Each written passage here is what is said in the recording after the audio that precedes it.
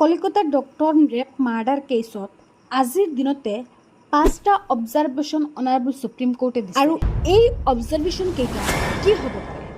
Kolkata আৰজিকৰ medical college আজিৰ দিনত সকলোৰে পৰিচিত হয়, কাৰণ এইখন কলেজতেই কলিকতাৰ ডক্টৰ ৰেপ মাৰ্ডাৰ কেছ সংঘটিত হৈছে আৰু এই ঘটনাক আমি জঘন্য ঘটনা বুলি ক'ব পাৰোঁ, কাৰণ আজি গোটেই ভাৰতবৰ্ষতে প্ৰতিবাদৰ সৃষ্টি হৈছে। ছ'চিয়েল মিডিয়া অপেন কৰিলেই দেখা যায় যে আজি সকলো প্ৰতিবাদকাৰী এই ডক্টৰৰ ওপৰত হোৱা অন্যায়ৰ বিৰুদ্ধে মাত মাতিছে, কাৰণ আজি আমি সকলোৱে দেখা পাইছোঁ যে আজিৰ দিনতেই গভৰ্ণমেণ্টে এনেকুৱা এটা পদক্ষেপ হাতত লৈছে যে বেটি বচাও বেটি পঢ়াও।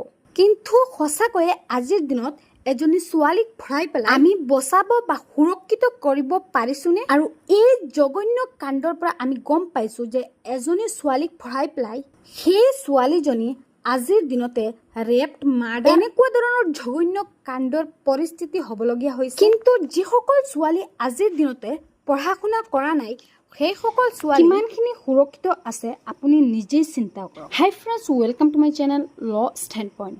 মই এডভোকেট ৰেশ্মি সিদ্দিকা আৰু আপোনালোকে চাই আছে ল ষ্টেণ্ড পইণ্ট ইউটিউব চেনেল বা ফেচবুক পেজ। আজিলৈকে আপোনালোকে এই কলিকতা আৰজিকৰ মেডিকেল কলেজৰ এই জঘন্য কাণ্ডৰ বিৰুদ্ধে এবাৰ নহয় এবাৰ হ'লেও মাত মাতি আহিছে। আমাৰ সমাজত আজিলৈকে এনেকুৱা ধৰণৰ বহুতো জঘন্য কাণ্ড সংঘটিত হৈ আছে আৰু আমাৰ সমাজখনো দিনক দিনে এনেকুৱা ধৰণৰ জঘন্য কাণ্ডবোৰ বৃদ্ধি হৈ আহিছে। আৰু এইবিলাক পইণ্ট অফ ভিউৰ পৰা চাই পেলাই অনাৰেবল সুপ্ৰিম কোৰ্টে 5 ধৰণৰ অবজাৰভেশ্যন কলিকতা আৰজিকৰ মেডিকেল কলেজত সংঘটিত হোৱা ঘটনাৰ ওপৰত প্ৰকাশ কৰিছে।